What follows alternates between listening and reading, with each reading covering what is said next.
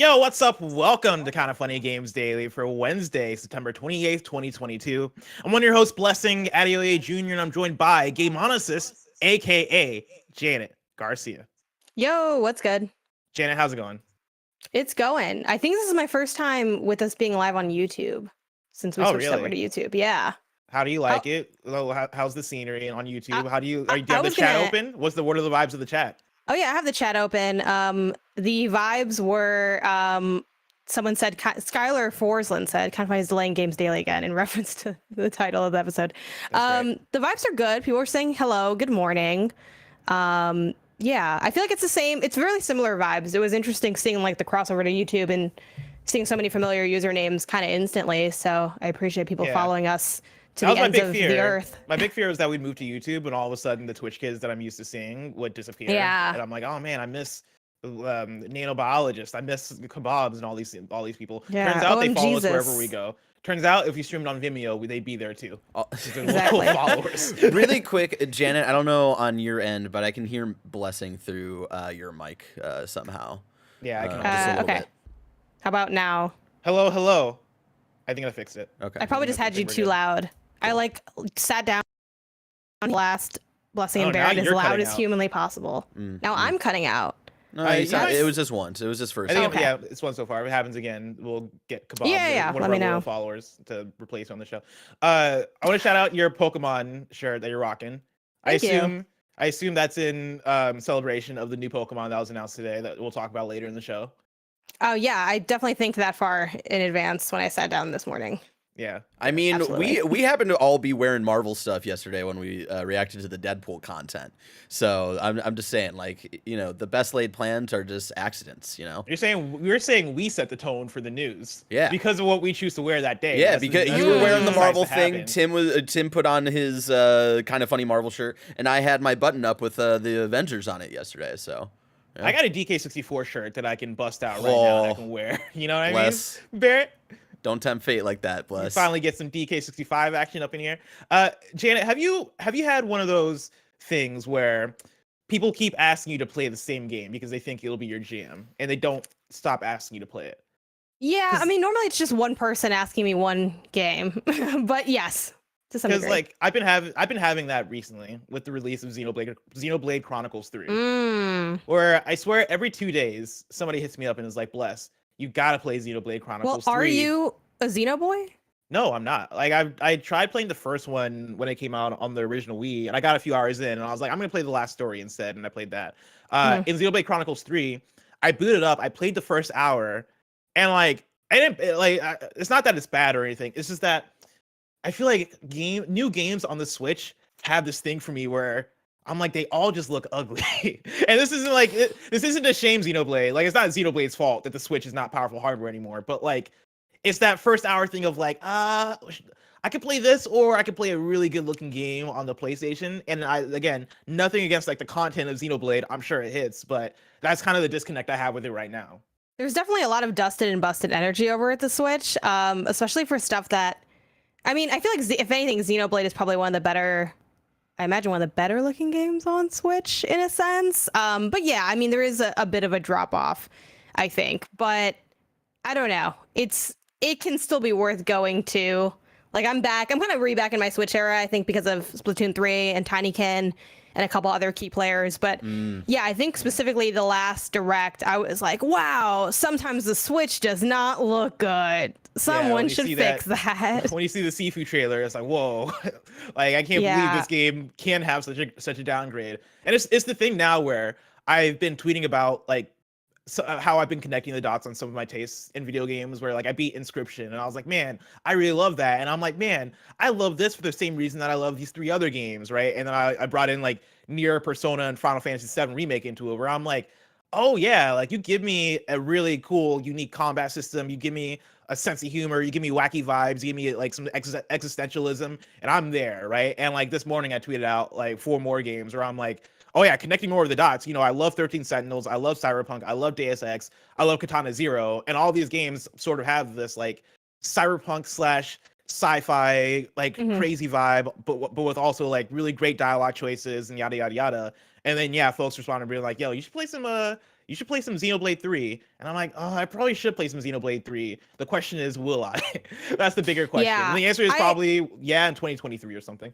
I actually have, I'm going to try not to click too loudly pulling it up, but I have a list on GG app of games that I think I forgot what I called it. I think like games people want me to play that I probably will never play. And I put those on that list. And then I don't know when or if I'm going to revisit it. But basically it's stuff that I acknowledge is probably worth spending time with or that is acclaimed, but that I know I'm just not going to get around to. And maybe Xenoblade is that for you. Is there a number one game that people want you to play? Oh, I think the number one game people tend to mention might be Persona 5. Not really because they think it's my taste. I think they just feel like it's a really, well, which it is, incredible game that I haven't gotten around to. Games people want me to play that I probably won't. What do we got on here? We got Spiritfarer. Definitely a me game. Just haven't really gotten around to it. That's a game right there. I know, that one actually is a me game. You want to know why? Because it's a Greg game. Yeah. Games Greg wants me to play. No, it's other stuff like Ender Lilies is on there, like Grifflands, Paradise Killer, which I did try a little bit. Paradise Killer is dope. It didn't click with me in those first few minutes, and I know that's not a lot of time, but like, I don't know, maybe. Pokemon Unite is on there. It's like, so these aren't like necessarily all like critically acclaimed games, but they're games that I heard are good that I haven't played. Maybe I never will. Oh well, that's what the description of the list says. Gotcha. Boomerang X is on there. It's like Half-Life Alyx is on there. Boomerang X is real good. Half-Life Alyx? Yeah. I gotta play Half-Life Alyx too, because that's one that I know I'll probably really dig based on my own game taste. It's like you gotta put the headset all on. Like, that's the thing. Bring it to if it comes to PlayStation VR 2. I'll play it for PlayStation VR 2. It's just the thing. Sure. I don't feel like booting up. I don't feel like, connecting a headset to my PC and playing that way. I actually heard it's kind of scary. So I'm like, I don't know if I want to do that. But Dude, base Half-Life is scary to me. I do not like those head crabs. Like that's the thing. This is actually one of my gaming shames. Like one of the game franchises that I think I would absolutely love if I saw it through is Half-Life. Half-Life is 1000% a blessing type of game. But it's that dual thing of I didn't play it when it came out, right? I just somehow missed it. I think that's because Half-Life is more associated with PC, and I was a console boy growing up. But then we were young when the first Half-Life came out too. Yeah, but that was like what? That was early 2000s. Like I played plenty of early 2000s games. Right, I see what you mean. Yeah, but if I was more of a PC person in the early 2000s as opposed to a PS2 kid, then I probably would have played something like Half-Life. It came out in 98. 98. What a year. Yeah. What a year. 98. Shout out to 98. shout out to 98, actually. 98 was a pretty good year. That was 4 years old. But there's like Half-Life 2 came on Orange Box and all that stuff. And I missed that as well. But I've also I played the Portal games, and I absolutely adore the Portal games. So I feel like Half-Life would probably be up my alley to some extent. But then also the times I've tried to go back, it's that old game is old thing, and it's also the head crabs freak me out. Yeah. I can't deal with the head crabs. They're like the hands in Elden Ring, where like I start sweating. I have a physiological reaction to these things. So, we actually do have a show to do, but Justin McClure did say bless. What about Mario Rabbids? What happened to that? I bought it. At this point, I feel like it's just time to skip it. It's over. 2's coming out. I read the Bless previews had his for chance. 2. It's over. I do want to try out Sparks of Hope because the previews make it sound great. Michael Hyatt, my roommate, played it, and he was raving about it to me, and I was like, okay, I'm gonna play Sparks of Hope. If nothing, just for the soundtrack. I think I'll love it too. But because I'm assuming it's just kind of more one, so which is fine by me. One was incredible. So yeah. Well, enough about Mario and Rabbids. Let's talk about today's stories, which includes Skull and Bones having been delayed, big Overwatch 2 changes, and more, because this is Kinda Funny Games Daily. Each and every weekday at 10 a.m. live right here on youtube.com/kindafunnygames. We run you through the nerdy news you need to know about. If you're watching live, you can correct us when we get stuff wrong by going to kindafunny.com/you're wrong. If you don't want to watch live, you can watch later on youtube.com/kindafunnygames, roosterteeth.com, or you can listen later on podcast services around the globe by searching for Kinda Funny Games Daily. Remember, you can use Epic Creator Code Kinda Funny on all Epic Store and Epic in-game purchases like Rocket League and Fortnite to help support the channel. To be a part of the show, to patreon.com/kindafunnygames, or bronze members or above get to write in, and silver members or above get the show ad-free with the exclusive daily post show. Housekeeping for you, a new Kinda Funny Xcast is up right now, and it's all about Grounded 1.0. Greg joins the crew to talk about the review impressions that is up right now on youtube.com, Kinda Funny Games, and on podcast services around the globe. And then after this, over on youtube.com, Kinda Funny, we'll be live recording our review of Andore episode 4 with Tim, Barrett, Saige, and Carboni. So go check that out. Get hyped about Star Wars. Thank you to our Patreon producer, Fargo Brady. Today, we're brought to you by NZXT and Uplift, but we'll tell you about that later. For now, let's begin with what is, and forever will be, the Roper Report. It's time for some news. We have 7 stories today. A baker's dozen. Starting with story number 1. Ubisoft is delaying Skull and Bones. This comes directly from a press release on their website titled Skull and Bones Release Date Update. Our team is hard at work polishing and balancing the experience ahead of the worldwide launch. As a result, we've made the tough decision to move our release date to March 9th, 2023. We're very eager for you all to get your hands on Skull and Bones and dive headfirst into the dangerous and exciting world of building your own pirate empire. To give you the best possible experience, we've decided to take a little more time to make sure we can deliver exactly that. For the most eager of you, we're also very happy to announce we will hold an open beta of the game in the near future. We'll share more news on how you can sign up to register soon, so keep your spyglasses trained on our social media for more news and announcements. Janet, another Skull and Bones delay. Does it shock you? No, it doesn't. What's the saying? A bad Dwayne The Rock Johnson quote. A game Yes. you delay, a game not delayed can be bad, but if you delay your game, it won't hit the rock bottom. Oh, nailed it. But also a delayed game can also still be bad. So I definitely don't have super high hopes for Skull and Bones. I don't necessarily think that this means anything one way or the other. Obviously, I'm always glad for a team that acknowledges when it needs more time and allows for that more time. While also acknowledging the fact that just because they are having things like delays doesn't mean that it's a studio that's, operating perfectly either. I'm not there. I don't know the ins and outs and the day in, day out. You can totally still be crunching and delaying your game. There's no reason those two need to be, God, was it not mutually exclusive or mutually exclusive, right? But yeah, this does not surprise me. It is, I guess, kind of unfortunate that it is part of the memification of Skull and Bones because it's been so delayed, because we've heard about it for so long, because it's like the pirate wave came and went and it's back again, and it's still like so much has happened since I feel like we first heard about this game to getting to this point of having what is now maybe the final release date. Bless, do you think they hit this March 9th, 2023?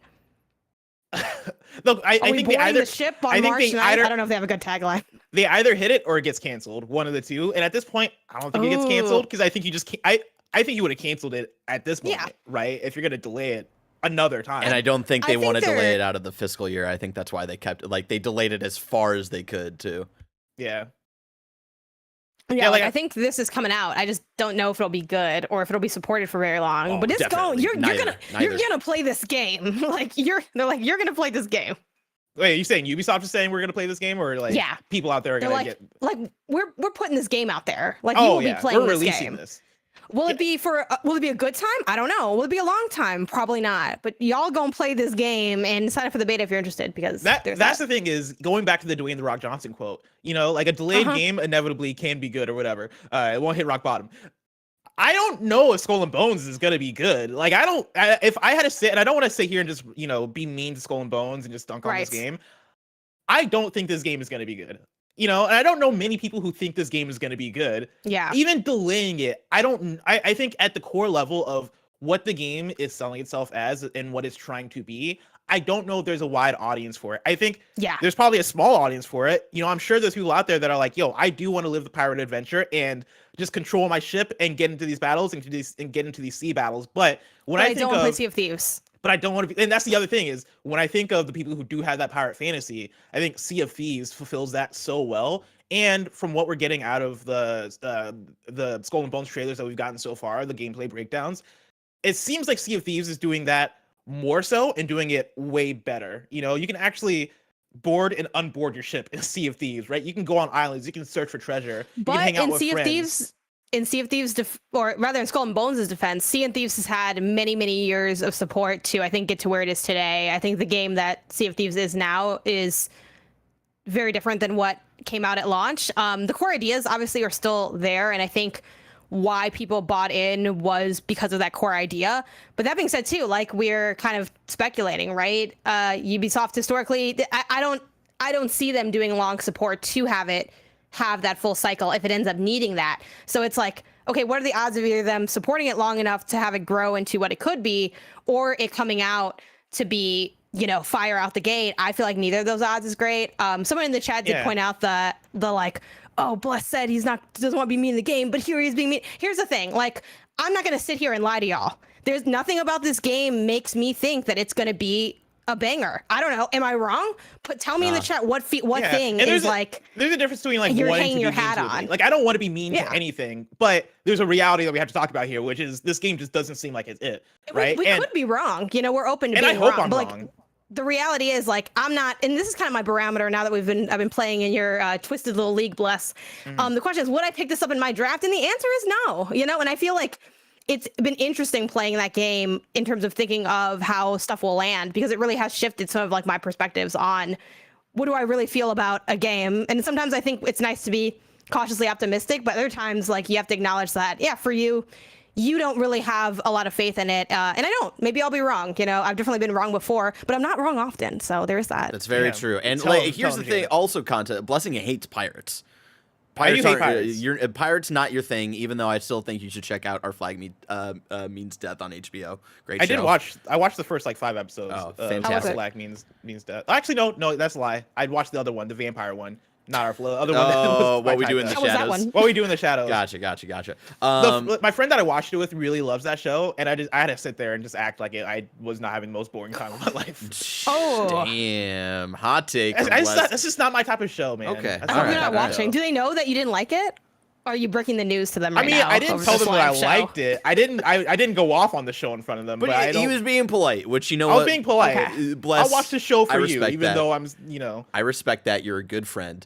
Even as someone who's into pirates, Black Flag being one of my favorite Assassin's Creed games. Growing up loving the Disney pirate stuff, Pirates of the Caribbean. Loving Our Flag Means Death. Sea of Thieves, not entirely my thing because that's more like role playing. Someone was like, "Can I just role play as Our Flag Means Death?" You could probably just do that in Sea of Thieves. This game, nah, man, it ain't it. Yeah, and again, going back to, is this game going to come out and hit? And also, what's the post-launch going to look like?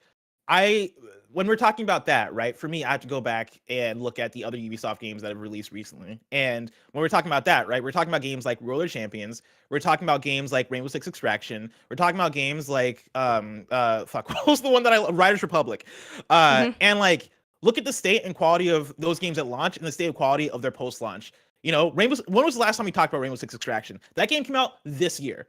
And I feel like we only bring up Rainbow Six Extraction in the context of what is going on at Ubisoft. Same with Riders Republic, where I really enjoyed Riders Republic at launch, right? And that's a game that's very much a me type of game, right? In the ways that I don't really fuck with pirates, I do fuck with extreme sports video games. Like, that is my type of shit. And so playing that at launch, I was like, yo, this is a great time. I hope to see them support this and give content for it.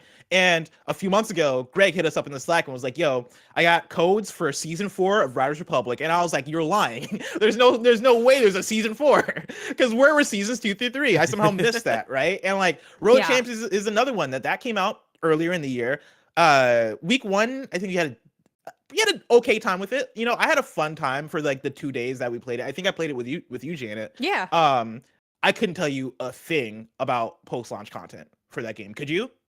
No, and I think my beef too with like Roller Champion specifically, because I'm always here for a roller skate game, is and this is not to imply that obviously they clearly worked on that game a lot from the time I first played it to today. However, I feel like I had the same takeaway that I had from my preview that I did at E3 2019. And that's a bit concerning to me in the sense that when I played it, it felt like, okay, well, this is a thing that has promise, but I don't know if they're going to, or has potential, but I don't know if it has promise. And I feel like I could have just copy pasted that over to my take now, because the fundamentals and my fundamental like things I was looking for or hoping for in terms of new modes, like maybe better content, like a lot of those issues were still present. And I think too, both of those games that you list, I think they both have really sound gameplay, but they are lacking in that cosmetic carrot on the stick that feels approachable and exciting. Yeah, I think general content like is what these games are missing out on, right? Like I think the core of these games are often pretty decent to good to great, but when you get into all right, now what is the carrot on the stick, or what is the variation between the missions I'm doing? That's where things start to lack. And I don't know if Skull and Bones is going to be the one that bucks the trend. And also, I go back to it was a few weeks ago on Kind of Funny Games Daily where I think it was Greg and Tim that were having the conversation about Ubisoft, and I was in chat, and one of the things I mentioned is that like I think right now Ubisoft is going through a detoxification process where it is, hey, we've been through a lot of changes. There was that year where Ghost Recon Breakpoint came out and it did not do well, and they were like, cool, let's delay everything, let's figure out what our vision is, right? And that was then the next year where we got Immortals Phoenix Rising, and I think Rainbow Six Extraction was delayed as well, and like we started getting those games. And there was also the editorial team at Ubisoft, which kind of blew up, right? And the editorial team there, if you don't know, is the team that is responsible for the creative vision of their games, right? What is the direction that Ubisoft games need to go in? What are the games that are getting greenlit? All this stuff, right? That is the Ubisoft creative team. That team essentially got blew up because of a bunch of different things, right? There was dissatisfaction with the leadership. There was allegations in terms of how they're treating the people around them. And that team got blown up. And I think with that, a lot of the Ubisoft strategy has been blown up, and you've seen a lot of people come and go. And with that, I think you see a lot of the projects that were started by those original people that aren't at Ubisoft anymore reach a point where it's like, well, we have to put these out because enough work has been done on them. And I think Ubisoft is right now trying to get that shit out so they can get to the good shit. I think that's what this is me. This is pure speculation, right? And this is me just looking at the way these games are coming out. I think that's what Roller Champions, Rainbow Six Extraction, Riders Republic, all these things have been. And I think that's what Skull and Bones is going to be. But I do think that there will be a hump over the hill where it is, all right, cool. Now we got Assassin's Creed Japan, and it's going to be a banger. Now we got this new exciting thing, and it's going to be a banger. Now we got a UbiArts game, it's going to be what you want. I think we'll get to that place, but right now I think we're just in that weird in-between space with Ubisoft. Yeah, so we'll see. I will see you on March 9th, 2023. Skull and Bones in it up. And no ampersand. Boom. I think it is ampersand in the official. I thought they took it out. Didn't they? I thought they. So in both, I know they changed it. Which way did it go to? In this trailer here, hold on. The headline for this trailer from Ubisoft itself is "and" spelled out, but then everywhere else, in the official title it's Skull and Bones, not ampersand. Look at that. There you go. How about that? There you go. Even they don't know. Also, somebody in chat said, blessing out here drinking the hopium, expecting for Ubisoft to turn itself around. Have I not been so negative this whole conversation? And they are saying I'm out here drinking hopium, thinking that a company can figure out its shit one day. How is that hopium? That's me just speaking. That's get out of here. I've never heard of hopium before. Time yourself out, Joey D. All right, time yourself out. Let's hop in to story number 2. Wild Hearts, EA's Monster Hunter Contender, Contender is out in February. This comes from Joe Screbbles at IGN. EA and Koei Tecmo have revealed that Wild Hearts, the Monster Hunter-like action game from the Dynasty Warriors developer, will arrive on February 17th, 2023. In a new trailer, we got our first real glimpse at the game coming to PS5, Xbox Series X, and PC, with an extended gameplay reveal set for October 5th. Set in Azuma, effectively a fantasy feudal Japan, teams of up to 3 players will take on, quote, giant nature-infused beasts called kimono, end quote, using a mixture of action combat and crafting to create outlandish contraptions. Wild Hearts can be played solo or in co-op with crossplay across all platforms. Your player character will be almost taken down by a winter wolf called Deathstalker before being given access to a, quote, life-sustaining technology and compelled to restore balance across the region, end quote. While the game will look immediately familiar to Monster Hunter fans or fans of Omega Force's previous Monster Hunter-like series, Tukiden, its core innovation appears to be in the form of karakuri, magically constructed structures that can aid your hunt. The trailer shows off the player constructing karakuri that act as platforms to leap on monsters from, building a giant hammer and bombs, and even spawning a handheld helicopter to glide. Multiple players can use karakuri too, with one shot revealing players constructing harpoons that hook a monster in place. Wild Hearts marks the latest entry in EA's originals catalog, which has typically been used to bring indie games to a wider audience. Other EA originals include It Takes Two, Lost in Random, Unravel, and more. Janet, do you have any interest in Wild Hearts? Only very lightly, in the sense that I really fuck with EA originals catalog generally, of all those games that were just listed off, which of course there's, I think, some other titles that you could include on here. All of those hit for me except for Lost in Random. And even Lost in Random, I liked a lot of the ideas of it. I just didn't like the core feel of the movement. But honestly, of everything that like kind of was shown off in this initial trailer, I think the gosh, I forget the name now, even though you just read it. The act of like constructing different platforms, like I like climbing stuff. I like platforming. And like when you're reading it off and we were kind of looking at it together, I was just like, okay, so this is like the constructing of the platforms. I'm like, okay, so it's Fortnite. And then it's like climbing a giant monster. I'm like, okay, so it's Shadow of the Colossus. And I do, funny enough, I do like hunting in games. Like that's one of the reasons that I love Horizon so much, like going around and crafting things and fighting big enemies and like using it to upgrade my armor. But being said, I've never gotten into Monster Hunter because it just feels so big and intimidating, and you really need like a friend who's also a good teacher to like really walk you through. It's like a whole lifestyle, I feel like. And I find that really intimidating. So really what I'm banking on here, like this is something I'd be down to try, but for me as an outsider, I'm really looking for approachability and good onboarding for a game like this. While, you know, I'm sure someone that's a Monster Hunter fan or maybe even a fan of their previous kind of Monster Hunter-like series is looking for something a lot more, I guess, elevated in terms of what they might be seeking out because they already have a game that scratches that itch. I don't have that right now because I don't have a Monster Hunter game or a Monster Hunter-like game that I'm into. So I'm like, all right, this could be what maybe onboards me into this sort of style of games because I haven't had one. It doesn't take as much to get me in as an outsider. Like, just don't be as complicated is what I'm looking for. What about you? I'm in a lot of the same place where Monster Hunter is a franchise that I think I would be into if I gave it more of a shot, but it's been that thing of, oh man, this seems big, this seems intimidating, and I don't know if I have it in me to get into this right now. And I don't know if I have if I had the group to jump into a Monster Hunter game with. With this one, looking at the trailer for Wild Hearts, Barrett, if you're able to bring it up again and like play it from the second half, all the gameplay stuff that they were showing, I thought looked really good. Even I think the Karakuri stuff, right? Them constructing stuff, I really like how it looks in action, right? It's like very mechanical. There's like a lot of moving parts to it, right? They build it and it has like that vibe of the fantasy feudal Japan thing that they're going for. There's a glider. Always good in a game to have a glider. They have an electric sword that like extends and looks really cool. Like all of the stuff here that they're showing in the trailer, I think visually looks dope as hell. And then the game gives me the vibes of Monster Hunter meets something like Sekiro, not necessarily in gameplay, but in terms of setting. It has that Sekiro type setting where it is fantasy, feudal, really cool looking weapons, really cool looking style, the crazy looking monsters that you're fighting. I'm all about it. I think this looks dope, and I'm curious to see how this lands with the wider audience that is into these types of games, because I think right now it really is just Monster Hunter that is competing on the level of Monster Hunter.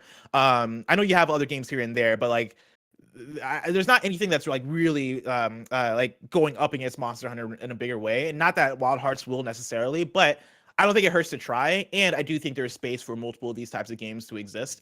And so I'm really down to see what this is, and I'm not surprised, but fascinated that this is an EA original. It was reported a few weeks ago that they were working on a hunting game, but like the fact that EA Originals is now growing from a thing where it is, here's Unravel, here's Lost in Random, here are these cool looking indie games, to now being like, here's A Way Out, here's It Takes Two, now here's this Japanese monster hunting game. I think they're really expanding it in a way that I think could do well for EA, because I think EA just needs more wins. For when we're talking about, again, publishers that have been in a rocky place that could maybe redeem themselves, right? I think EA might be in the process of that, between both Jedi Survivor, but then also the Iron Man game that they announced, and Apex. It seems like they're taking the right learnings from the things that have done successful for them. And I think we're going to see more Jedi Survivor or Jedi Fallen Orders from them, right? I think we're going to see more of the great Respawn titles from them. I think we're going to see more of the great EA originals from them. And I hope this is part of that lineage. And so I think if this nails it, and if we see EA continue the strategy, it could be a redemption story for EA. I think we could think of EA more fondly after this, but we shall see. Story number 3, Pokemon announced this little Wiglett looking motherfucker. This comes from Wesley LeBlanc at Game Informer. There are Pokemon designs. Is this the actual headline of the article? Or no, did you this is my own. this? I editorialized this headline. Because honestly, I'm like, Game Informer got some spice all of a sudden. What? Can you imagine Wesley LeBlanc out here throwing shade at Wiglett? Yeah, okay, go ahead. This is Wesley LeBlanc. There are Pokemon designs like Charizard that makes me go, ooh, yes, very nice. And there are others like Voltorb that make me go, oh, why do you exist? There's also a rare third class of Pokemon I call weird little things when I see them, and weird little things when I see them. And Wiglett, a new Pokemon joining the Pokedex in Pokemon Scarlet and Violet, is that class's newest member. Today, Nintendo and the Pokemon Company released a 3.5-minute video highlighting Wiglett, its similarities to Diglett, and how it's just different enough that it is an entirely new species rather than a regional variant. As such, this new Diglett-like Pokemon is called Wiglett. It looks like a worm, lives in the sea and on the beach, and seems to stick together with other Wiglets. Janet, how you feeling about Wiglett? It looks like a little more phallic than I would want it to look, which I would like all my Pokemon to not look phallic at all, for context on that scale. Mm-hmm. So I don't like that aspect of it. Wish it was different. It's not, but yeah, I don't know. I think it is odd when there are these Pokemon that are weirdly two pieces of what is admittedly like neither is quite that interesting to make like an even wacker combination. But yeah, I'm wondering. I'm surprised too. I don't think they have an official Dex entrance out for this, unless I just missed it. I'm gonna try to do a quick Google on it. But yeah, it's a weird one. I guess I'm not looking forward to collecting this. I don't think. I think this is gonna be a catch. No? A catch and keep, but not in. You're not going to have this in your core team? I'm telling you right now, this is not making the rotation. But I don't think Diglett would have made the rotation either. Yeah. No, it's creepy and weird. What if it evolves into a Wig Trio? Oh, now you're talking. See, yeah, I don't like this guy. I know. Now that I'm looking at the video, I don't like this guy either. This is honestly, I know I have like really no basis for this, but whenever anybody talks about ringworms, this is the image that pops in my head, and Pokemon somehow made that image, and I hate it. Why is it's like it's so pale too? Like, I'm good. This is like, yeah, it's a weird one to like roll out. I think before this next release. Normally we see the usual suspects, right? Of course, you have the starters. Usually have a few regional variants, and usually a few like cute mascot type, like wannabe potential mascot Pokemon. Shout to Wooloo. I fuck with Wooloo, but that is what Wooloo was. So yeah, this is like it's probably one of their creepier pre-launch ones. I guess is it Zigzagoon? Not Zigzagoon. What's the one that Young Goose wasn't great looking either though. The Young Goose sounds like a SoundCloud rapper. Yeah, a little bit. So I guess they've had a history of some of dropping some uggos out there before the game comes out, and this is one of them. So yeah, I don't like this guy. I'm not a fan. I forgot who Young Goose was, and I remembered Young Goose was the one everybody compared to looking like and its evolution like Donald Trump. Yes. Yep. Oh, yep, that's the one. No, Zigzagoon is cool. Like I fuck with Zigzagoon. That's the raccoon looking one. Yeah. Zigzagoon did nothing wrong. But yeah, Zigzagoon I think is pretty cool. Young Goose was different. Spencer Fur in chat says, y'all tripping, he looked like a homie for real. I don't know, man. What, the Wiglett? Know. The Wiglett. Nah, it looks like it's gonna crawl into my body and give me a disease. Yeah. Yeah, I'm right there with you, Barrett. He looks nefarious. But like not that like he looks like he wants to do bad shit, but like if you let Wiglett touch you, bad shit's gonna happen. It looks like this is like our other timelines Pokemon. You know what I mean? Like, yeah. I feel like it seeped into our timeline. Yeah, Earth 2 got Wiglett. Or what Earth are we on? Right, Marvel already talked about this, but like what is it? It's not 616. Let me know in the chat what Earth we're on. As we move I think we're 616, but I don't know. Who fucking cares at this point? Chat, kindafunny.com says you're wrong. Where isn't there a debate? Because isn't this Marvel like, hey, but no, we were actually on this one, but then in the movie they're like, no, you were this one. Bro, what was the one that Mysterio got? In 616. Also, someone made a joke we're on 6969. Hell yeah, that's what I'm talking about. A classic. A classic. I don't like this thing. Let's move on. Do you know where you can get classic content? Patreon.com/kindafunnygames, where you can go and get the show ad-free. And speaking of ads, let us tell you about our sponsors. Shout out to NZXT Canvas gaming monitors. We are huge fans of NZXT here at Kinda Funny. And I gotta say, these monitors, they're Andy Cortez approved, Kevin Coelho approved, and Tim Geddes approved because of their sweet 1440p resolution with 165 hertz refresh rate and 1 millisecond response. Hits that sweet spot for gamers due to the balance of picture and performance. They're available in 27-inch and 32-inch curved displays, variable refresh rate support for all of the major GPUs. They provide an excellent gaming experience for any game genre. You can get the monitor just alone, you can get it with a stand, or you can get it with some pretty cool mounts. There's built-in software support with NZXT Cam that lets you control all your monitor settings directly on your PC. No need to mess with the clunky hardware menus to lock in your desired settings. They thought of it all. It's sold exclusively on nzxt.com. You can learn more about the NZXT Canvas gaming monitors at nzxt.co/kindafunny. That's nzxt.co/kindafunny. Shout out to Uplift for sponsoring this episode. I've been using my Uplift desk for well over a year now. I love the thing so much I decided to write a rap song for them. The build quality is real good. It's made of real high quality wood. They didn't ask for it, I just did it anyway. Getting my Uplift desk immediately improved my mood. Whenever I'm on shows, I'm standing up, I'm feeling a lot more energetic. And also I kind of feel like I was just maybe creating some bad habits sitting down at a desk all day. I would move my legs up, I'd sit underneath my legs on my chair, and eventually all that stuff just created really bad back pain for me. Choose from laminate, whiteboard, bamboo, solid wood, butcher block, or even custom solid wood or laminate options. Uplift Desk won New York Times Wirecutter's Best Standing Desk from 2019 to 2022. And while I'm at it, I'm just gonna give them an award as well. Best standing desk that I use in my bedroom from when they sent it to me until now. Uplift Desk have a 15-year warranty. They ship the same day you order with free shipping and free return shipping. So if you've been feeling the effects of sitting at a desk for 8 hours a day, maybe you want some more energy in your life, maybe you want to do squats in the middle of a Zoom call or something,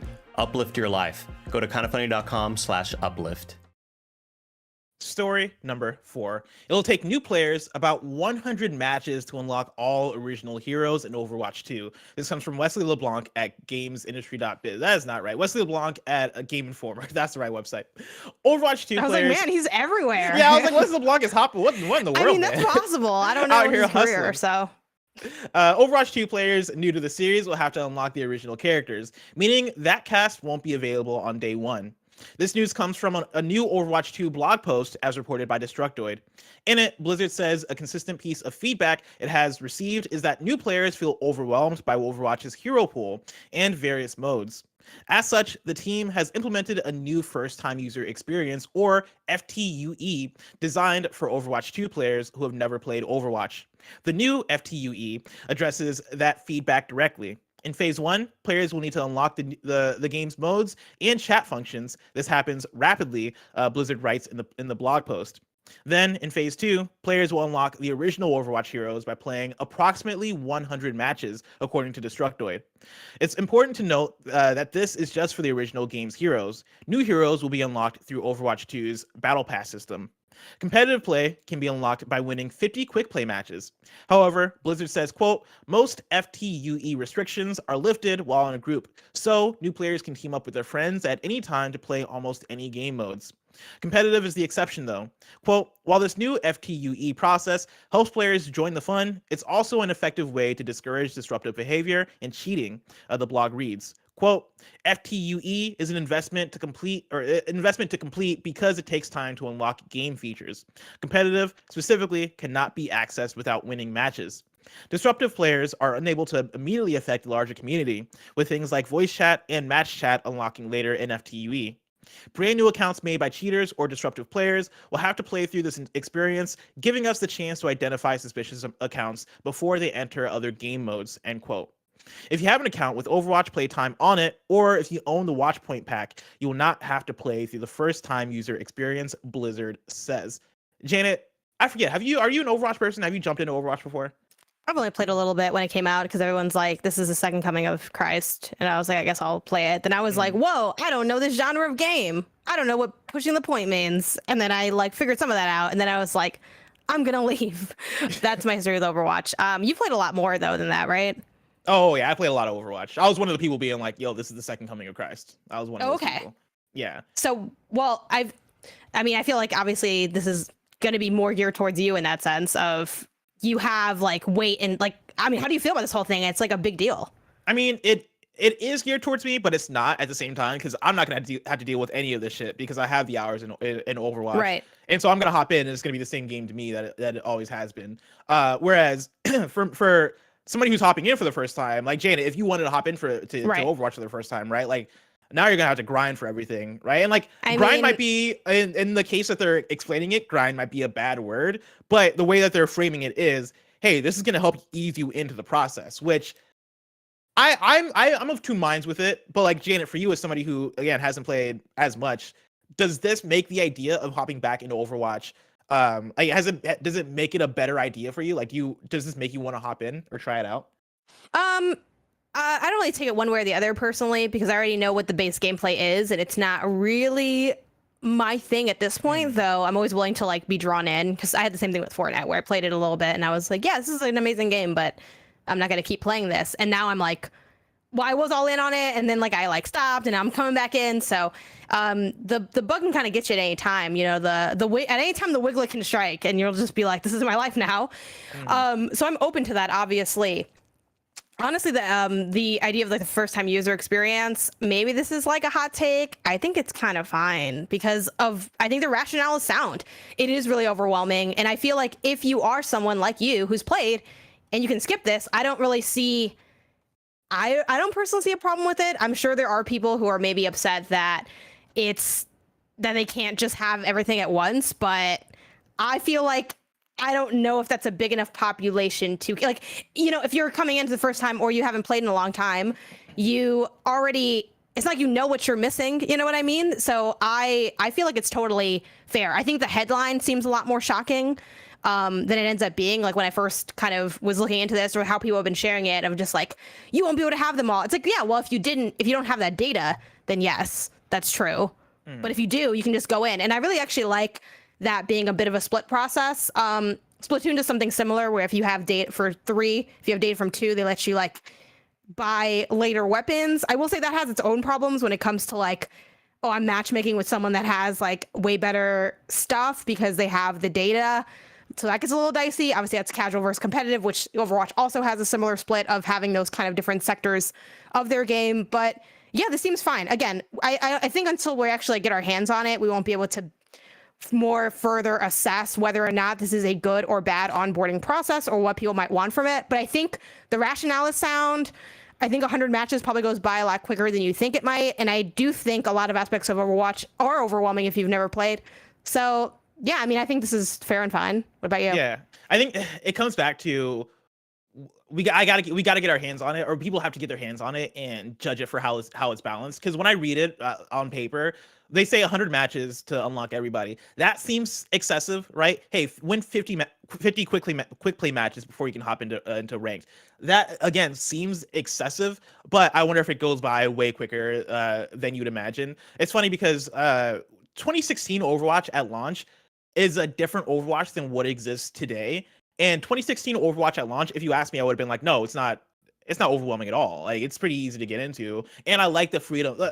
That era of Overwatch, I'd say, encouraged switching around heroes a lot more than today's Overwatch, where again, everybody's unlocked. It is not role queue, right? And so you can hop into any hero. And part of the strategy was, all right, they just got this hero on their team. We need to switch to somebody who can counter it. Who wants to switch to this person? Oh man, they got these people. All right, let's stack up an extra healer, right? There was that kind of moment-to-moment strategy that was going on in original Overwatch that now with role queue, now that things are a little bit more organized and streamlined, Overwatch doesn't really encourage you to switch moment to moment as much. Like, you can switch within your role, right? If you're an attack hero, you can switch to another attack hero. Same with tank, same with healer. But you're not hopping around the roster as much, and so likely there's a likelier fact that you might just be locked into whoever you are. So there's that. There's the fact that oftentimes with these kind of games, people are often just committing to one character anyway. Like I think back to to any fighting game that I hop into, and usually my main for fighting games is whatever the first character I choose is. You know, when I first picked up Guilty Gear Strive, there was a character named Ramlethal Valentine who I thought looked really cool. I really liked her design. I was like, I'm gonna use her, and she was my main for a year, right before I finally picked up one other character, and I was like, oh, actually I like this character now, and I like dedicated myself to them. You know, I think Overwatch is the same way. The first character I used in Overwatch was Reaper. Guess what? My main to this day is still Reaper. You know, like there's that level of commitment that people have to their characters. And as you play more, that expands, right? Like now I play Hanzo, I play Mercy, I play other characters. But I do think that can work as a slow burn over time. Again, for the new players, I think it'll just depend on what is the rate at which you are unlocking those characters. And then also, how many characters are you starting off with? I don't know if it's been said anywhere. Chat, kindafunny.com/you're wrong, if you have seen them talk about that anywhere. But if it is me being able to pick, let's say, 5 characters off the bat that I want to start off with, and I'm unlocking the rest of the characters as I go, I think that could be a good handful of characters. If it's like 1 or 2, then I think that's way more egregious, right? Or like 1 of each class, I think that's more egregious. But if I have the freedom to kind of still move back and forth between a handful of characters, I think that can work out. I think it's more of a wait and see on how it's implemented kind of thing. Yeah, it also just depends. Like how that's going to feel is going to vary player to player too. You know, you talk about it depends on which characters are available out the gate. Like maybe someone's theoretical favorite character, they're not going to get to access for like so many hours that they fall off before they get there. That's obviously like some element of a risk there. I know people were debating how much time this would take. Someone put out like 100 matches. It's going to be like 25 hours of gameplay or something like that.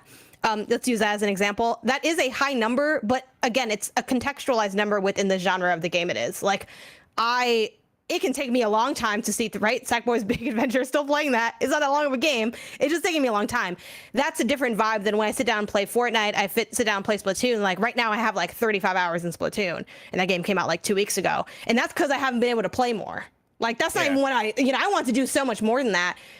Granted though, that's a game that I already have like a love and affinity for. Obviously developing that relationship from scratch is going to vary from player to player and person to person. Or like with onboarding stuff, my boyfriend's new to Splatoon, and he was really frustrated with their onboarding process in terms of leveling and getting to try new guns for like a player that's from scratch. While I'm like, oh, I have a loadout of like so many guns that I don't really care that it's taking me a while to earn more tickets because I only use like 2 anyway. So I kind of got the 2 now it's just gravy for me. Luckily that didn't mar his experience at the end of the day, but it just depends. And I think with this being their first sequel, and I don't know if they're just going to live in Overwatch 2 and ride that into the sunset. If they are going to do an Overwatch 3, obviously it's still way too early to think about that. But this is their first time having a from scratch that also has a history. I think that's the weight of so many sequels, and especially in a game like this, they're trying to satisfy 2 different player bases, and they have kind of a clean slate to do that. So I think sounds okay. Obviously, we won't know until we actually hit the ground with it and people can actually say, did this work? Did it not? Is it too grindy? Is it not enough? Like on all of those details will come to light. But I think the pitch is reasonable. Yeah, and when you talk about the timing of it, right? Like 25 hours seems like a lot, but 25 hours is relative to the kind of game you're playing. It's funny, like I feel like for Uncharted 4, one of the common complaints people have is like, the pacing, this might last a little bit too long. But Uncharted 4 is what, like 15 hours long, 16 hours long, like somewhere roughly in that range. Yeah. Roughly, and it's a quick 80 hours. No, like Overwatch 1, I probably have literally hundreds of hours in, and that time flies, right? Like Apex, I have hundreds of hours. Ghost of Tsushima, the base game plus Legends, took me up to 80 hours, right? I put 80 hours into that, and that felt like nothing, especially because of Legends, right? And I think for a multiplayer game like Overwatch, that you will be playing with friends, likely, that time flies. And I think by that extent, right, it's not as egregious. But if I wanted to err on some of the more negative aspects of it, I think back to playing Rainbow Six Siege when not when it first launched, but when I first got my hands on it. I want to say that would have been like 2017-ish, maybe 2016. That game has you unlocking each operator individually, and it takes a lot of currency to unlock those operators, and I hated that. Right, I wanted access to more. I wanted to try out more different characters, and I hated the amount of grind it took to unlock those operators. Granted, I'd probably argue, and I don't even think I need to argue it, right? The Rainbow Six operators were a grind to unlock, and I imagine to unlock all of them, if you wanted to just do it off of in gameplay currency, I think that's going to take you way more than 25 hours. I think that might take you maybe 100 or probably more hours than that. It takes a long time to do that. But that was a frustrating thing for me, for somebody who wanted to try out different characters and jump around. I think the other thing too is like you can make the argument that, oh yeah, one of the big reasons they're doing this is because they want you to buy that the Watchpoint pack. Hey, we're gonna lock these characters that you would have had access to anyway. That way you can give us money to get the Watchpoint pack. Of course, I'm sure that's part of it. I don't know if that's the big part of it, right? Like I do believe them as far as the first time user experience thing, right? I do think that there's validity in that. But again, I think each person is going to take that differently, and I think there's kind of merit on both sides in terms of whether this is a good thing, whether this is a bad thing. But I think we won't really know until people get to actually experience what that grind is like for themselves. For now, let's hop in to story number 5. Cyberpunk has sold over 20 million copies. This comes directly from @CyberpunkGame on Twitter, where they tweeted out this morning, over 20 million Cyberpunks have been roaming the streets of Night City, partying with Jackie and getting to know Johnny, driving around with Pan Am and diving with Judy, hanging out with River and listening to Carrie's songs. Thank you, and we hope to see you all in the afterlife. Spoilers. No, I'm just kidding. For the characters that are there. Yeah, I mean, I feel like Cyberpunk, gosh, there's so much to unpack there. I'm waiting for the documentary to drop one day on this whole saga of this game. But, you know, at this point, they are, to at least a degree, able to, I think, celebrate the work they've done. And there's, like, positive elements of engagement. No spoilers in chat for this game. But, yeah, I mean, this is cool. Obviously, like, it's nice to see it have a little bit more of that redemption arc. I will say that redemption arcs are weird for single player games. Like people are like, oh, is this the biggest thing since like, you know, gosh, what is it? Why am I blanking? No Man's Sky, right? And it's like it's apples and oranges, and it's like, you know, I guess. And there definitely are people jumping in, and I think Edge Runners more than anything, from the people I've talked to and what I've seen online, has been the most positive form of boost because people seem to really enjoy that show. Obviously, they have other things going for them at this point, too. But yeah, it's nice that they get to have a moment of reprieve, too, I think. Because one thing I feel like we had talked about a lot when they put out that roadmap of content was like, oh, man, if this thing never really comes together, it's just going to be the most drawn out, painful experience for everyone involved. And I feel like at this point, at least, they've gotten to the point where the product itself is sound. And now we can just debate on, like, you know, how dope is the game or is it not outside of technical issues that they kind of have mostly gotten over those technical hurdles, and it can now just be a more generalized conversation. And I am seeing people be like, oh, I picked it up, but I was waiting. Maybe now's the time or whatever to go back into it. But yeah. Yeah, the thing that makes me excited about this is the fact that I think that this is going to 100% lead to more Cyberpunk, right? And maybe not more Cyberpunk 2077 content, because it seems like the next big expansion that we're getting next spring is going to be the last one for this game. But Cyberpunk, the sequel, you know, I think we're going to get it. And that's something that makes me excited because I want to see Cyberpunk that is able to launch and be good and get that same sort of like excitement and fervor that people have for the Witcher franchise. Because like The Witcher 3, I still remember that as a moment when that came out in 2015. You know, that comes out and people are like, yo, it's like Grand Theft Auto, but in fantasy with really great side quests and really great, like, you know, all this stuff, right? People talk about Witcher 3 as a landmark RPG that came out for the console. I don't know if I've ever heard anybody say it's like Grand Theft Auto. Really? I heard that a lot. I feel like I've heard that, yeah. What? Yeah. That was a comparison made a lot in 2015 I don't know if I agree, but people people said that, yeah. Well, put them all in the chat. Have you heard, and then just phrase it however you want, of this thing? I have definitely heard that. Yeah. I heard third-person Skyrim. That's what I heard. I think I heard both, but I feel like I've heard both, but I think this just speaks to maybe the circles that me and Bless have. Yeah, honestly, we might have listened to the same IGN podcast because I'm pretty sure I heard it on an IGN podcast. People, we're Mr. Dorb. Nobody ever said that. I'm glad you're listening to all the same people I'm listening to, Mr. Dorb. Also, though, like we need to call the next GTA like Witcher, but in the streets of like LA or whatever the fuck it is. God. Yeah. But yeah, like to the point, right? Like I would love to see that for Cyberpunk. You know, Cyberpunk would be that I feel like that for Cyberpunk would hit more for me than The Witcher. Not again, this comes back to just pure personal taste and who I am as a person, right? Where fantasy doesn't do it as much for me. I played The Witcher 3, enjoyed it. Played Skyrim, enjoy it. But something like Fallout usually speaks more to me, right? Or something like Cyberpunk Right. or Deus Ex usually speaks more for me. So I want those wins for those franchises, but usually it's the fantasy ones that get all the quality games. Give me a fucking masterpiece Cyberpunk game, god damn it. I hope for it. I want it. Even though I did enjoy Cyberpunk, but now I'm happy that more people get to enjoy it as well. Story number 6. Dark Pictures, Medan and Little Hope get free current gen upgrades. This comes from Chris Scullion at Video Games Chronicle. The first 2 games in the Dark Pictures anthology series have been given a major update alongside the release of new versions for current gen systems. PS5 and Xbox Series X versions of Medan and Little Hope are both available now with enhanced visuals. Although Bandai Namco's release announcement doesn't explicitly state that players will get a free upgrade, VGC can confirm that players who own the Xbox One versions of each game can now install the Xbox Series X versions via smart delivery. Meanwhile, the PlayStation Store listing for the PS5 version states, quote, "If you already own the PS4 version of the game, you can get the PS5 digital version at no extra cost, and you do not need to purchase this product," end quote. Both games also receive a general update too, which will apply to both the current gen versions and the legacy PS4, Xbox One, and PC versions. The new features added in the update include new difficulty settings and QTE warnings, improved UI and interactions, updated bearing art and event triggers, increased walking speeds, more accessibility options, including subtitle sizing. Oh yeah, they do need those increased walking speeds. A new chapter for Man of Medan called Flooded, which introduces new gameplay and new depths to the climactic ending of the game. And honestly, that's the part that I'm most fascinated about.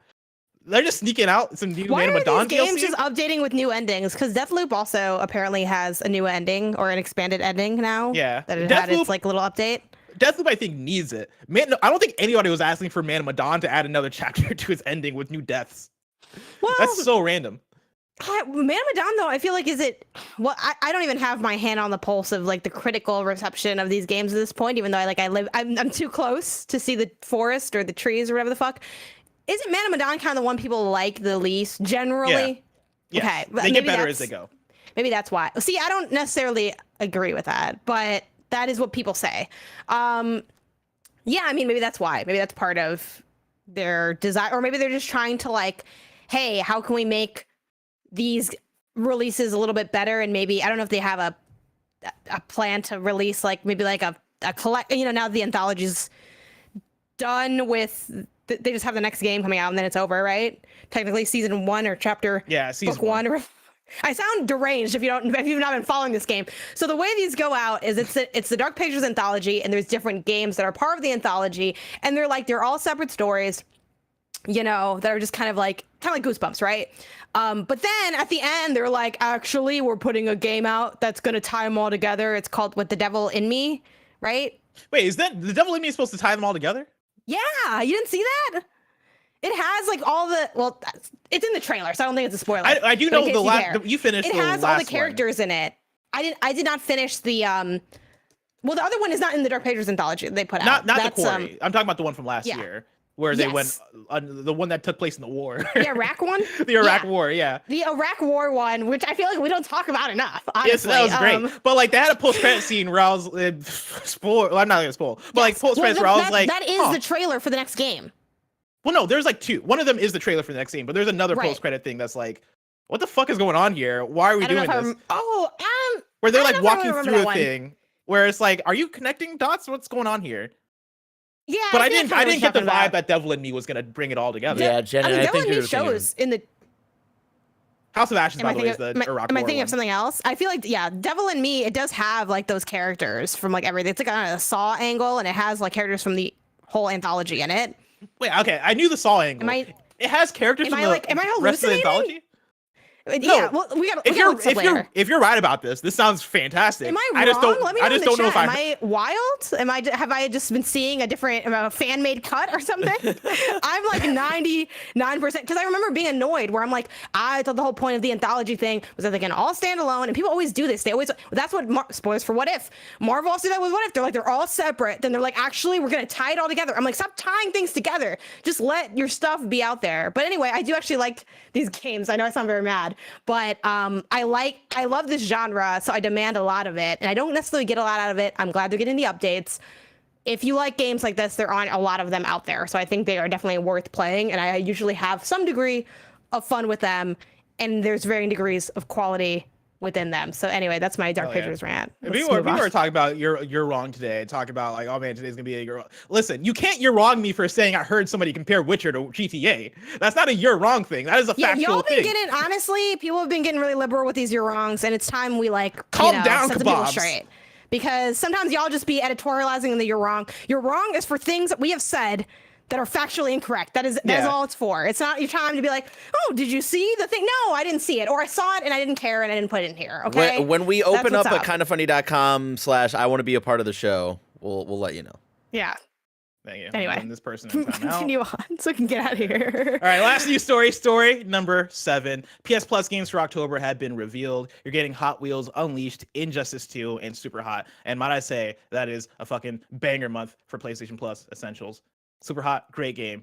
Injustice 2, great game. I still need to play through the campaign of that one, actually. And then Hot Wheels Unleashed, fun time. I know, Barry. I know. Injustice Yeah, 2, this is a man, great like month. that. Yeah, that you got to play through that story because that was the beginning of NetherRealm, like really upping the ante on their. I don't know if I'd say beginning, but like I know for sure Injustice 2 has a dope story that for whatever reason I just missed out on that year. I think it might have been was that 2017? Yeah.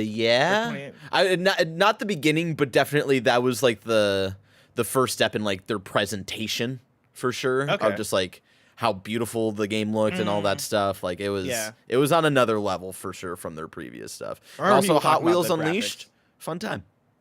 Very fun time. I wish we played it more.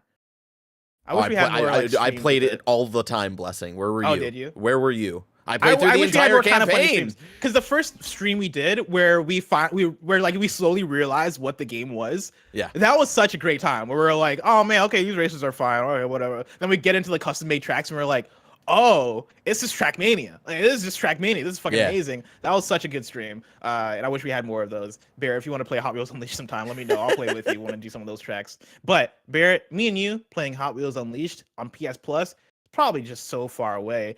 Janet, if I want to know what's coming out to mom and grab shops today, where would I look? The official list of upcoming software across each and every platform, as listed by the Kinda Funny Games Daily show hosts each and every weekday. Yeah. Out today, we got Death Verse, Let It Die for PS5 and PS4. I'm laughing because I can't believe this game snuck up on me like this. Where I'm pretty sure I was the only person on this earth that was excited when I saw the announcement of this game, and then I played a beta not too long ago, and I was like, oh, this is not good. And the fact that it's somehow out today, and I didn't even realize it was coming out today. All right, cool. Deathburst, Let It Die, out today, PS5, PS4.